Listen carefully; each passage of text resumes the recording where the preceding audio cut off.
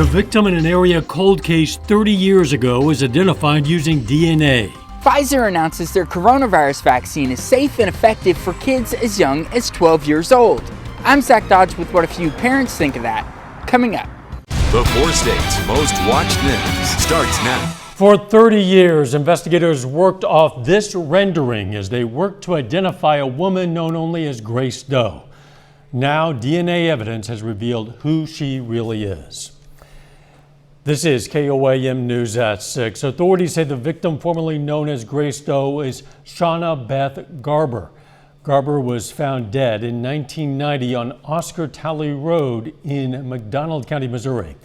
KOAM's Mike Mahoney has more on the investigation. He joins us live from the McDonald County Sheriff's Office. Dow, investigators had been referring to the woman as Grace as they tried to uncover her identity because they thought only through the grace of God would they be able to figure out who she was. But that day has come, and thanks to DNA testing, investigators now know that the rape and murder victim's name is Shauna Garber. The DNA also found Shauna's half-sister, who aided law enforcement in their investigation. She had been looking for her half-sister for 28 years. But Lieutenant Michael Hall with the McDonald County Sheriff's Office says this case is far from closed. Trying to backtrack who Shauna was, foster parents, trying to get information on who she may have lived with in Kansas when she was, or what school she went to. Hall also says that investigators are excited to have an answer to this 30-year mystery and excited to move this case on to its next phase. Live in McDonald County, Missouri, I'm Mike Mahoney, KOAM News. Mike, thanks. That next phase, they need to find out who killed her. During the initial investigation, a coroner wrote that Gerber had been strangled and raped 2 months before her body was found. A warning, we're about to show an image that many viewers will find graphic. Authorities say she was tied up using 6 types of bindings: nylon and lead ropes, coaxial and telephone cables, paracord, and clothesline. The Sheriff's Office says investigators determined that the paracord was military grade and was exclusively sold to the military in the 1990s. Authorities say now they're going to work to trace Shauna's steps. Of course, if you have any information, you should contact the McDonald County Sheriff's Office. A former Miami, Oklahoma Chamber of Commerce employee gets a 7-year suspended sentence for embezzlement. Brandy Smith will serve 90 days in jail and 250 hours of community service for stealing nearly $100,000 when she served as vice president of operations at the chamber. Authorities say Smith knowingly booked hotel rooms for personal use with the chamber credit card, as well as paying herself extra money on top of her regular salary. Let's check in with Doug Heddy now for a first look at the weather.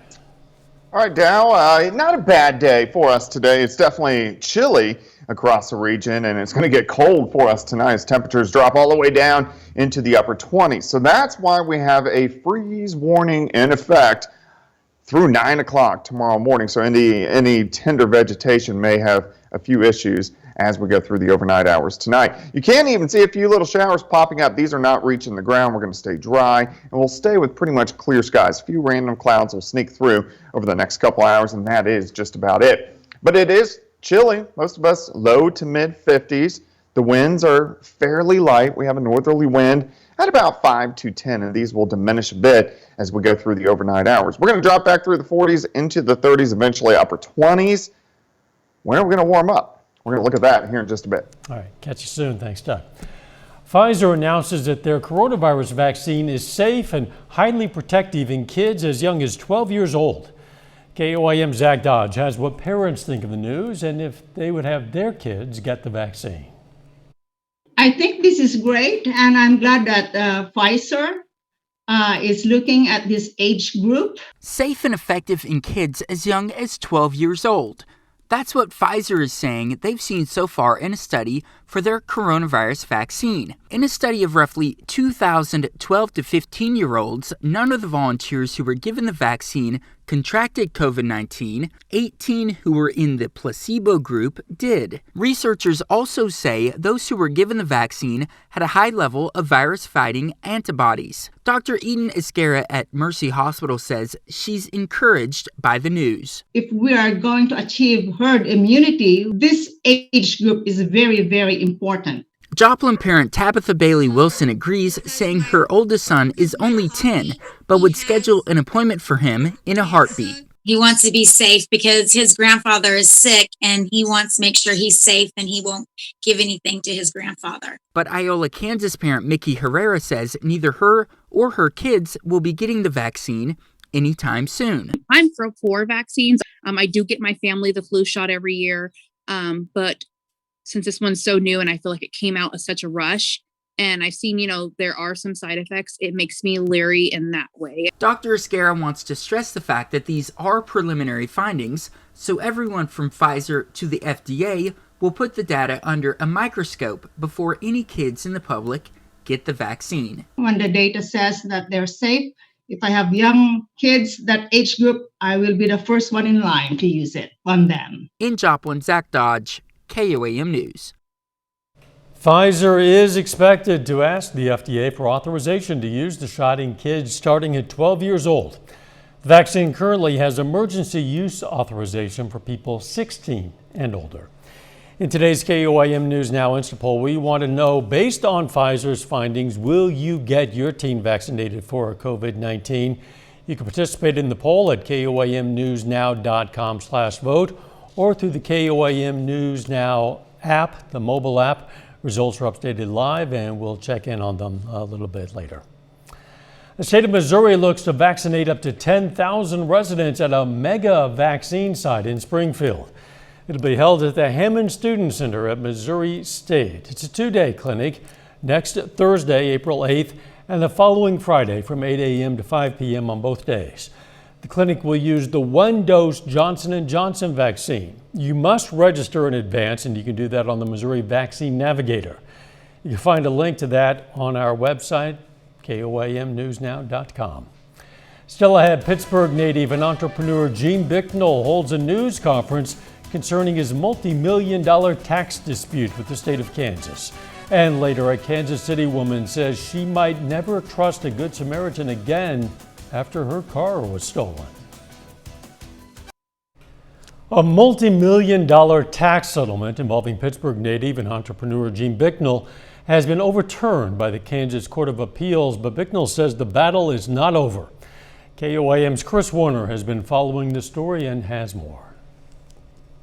In a 2-3 decision, the Kansas Court of Appeals ruled that the Kansas District Court in Crawford County improperly put the burden of proving whether Bicknell lived in Kansas on the Department of Revenue. His legal fight with the state centered on whether he lived in Kansas or Florida when he sold his company, NPC International, in 2006. The state argued Bicknell lived in Kansas and therefore owed state income tax.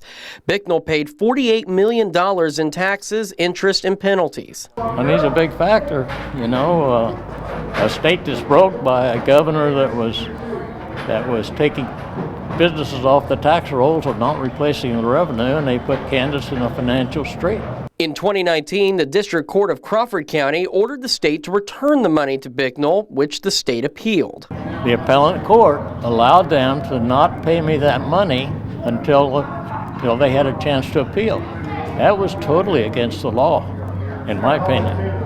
Because once I won the case, that freed me from having to have a bond up, because now I'm the one that's right. That decision was ultimately reversed earlier this month by the Kansas Court of Appeals. Bicknell held a press conference Wednesday to address the issue, saying that this situation is clearly extortion. If they get away with this, if they take it up there, it's going to be the most cruel thing the state of Kansas has done in a long time. So, no, this is wrong. This is dead wrong. The Court of Appeals determined that the District Court of Crawford County was wrong to determine that Crawford County was the proper venue for the trial and improperly shifted the burden of proving Bicknell's residency onto the Department of Revenue. Because of that, the appeals court has ordered a new trial be set and to take place in Shawnee County, Kansas. Bicknell says he has his concerns. I love the people of Kansas. I'm not trustful of the courts of Kansas, so therefore I don't expect much. I just hope that there's somebody that's got some integrity in the court system that will look at this case on a real basis and rule in the right way.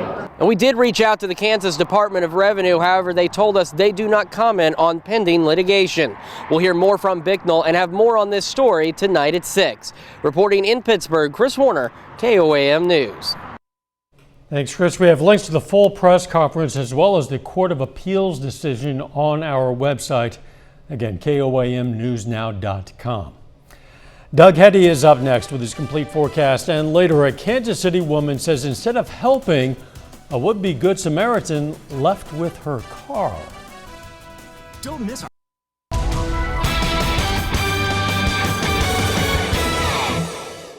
Well, at least the sunshine back out for us today, but cold. Temperatures, cool. Temperatures into low to mid 50s across the region, but could be worse for this time of the year. And really, most of March has been a pretty good month. We've had nice temperatures, about 3/4 of it almost have been at or above normal. We haven't had that many below normal days. Today is actually a below normal day, but we are going to start to warm back up over the next few days. Allergies are high on a scale of 1 to 10. Today's a 10, tomorrow's a 10. This is mainly the tree allergies, elm, juniper, maple, all very high, and these are going to stay high until we get kind of a widespread moderate rain to kind of wash out the atmosphere for a few days. Temps kind of cool. Most of us low to mid 50s, and we aren't alone. Really, the entire Central Plains kind of chilly for late March into early April. You can see that little spin out toward Lubbock, Texas. That's an area of high pressure. That's going to slide in over us tonight, and what that will do is that will give us light winds, clear skies, and really allow our temperatures to drop off later on tonight. Looks good. Clear skies right now, 54. Northwesterly winds at about 10 to 15. Humidity is bone dry at 25%. We'll slide back through the 50s, 40s, 30s, all the way down to about 28 degrees. So this is a pretty good freeze. We're going to have 3, 4, 5 hours that will at least have frosty conditions across the region. So if you do have any tender vegetation, you may want to cover them up or bring them inside if you can. But that's why we have the freeze warnings in effect. Oklahoma, Arkansas, Missouri, and a sliver of southeastern parts of Kansas. Pretty much clear skies. We have a few little clouds rotating through southeastern parts of Kansas, and you can see a few little light showers popping up. None of those are reaching the ground. This is just on the backside of the storm system as it continues to rotate out. Look out toward the west. Nothing going on, a whole bunch of nothing. That's our weather for the rest of the week. Into the weekend, then this is our weather as we head into next week. We get these storm systems right back in, but at least we don't have a severe threat for the next several days. For us tonight, cold.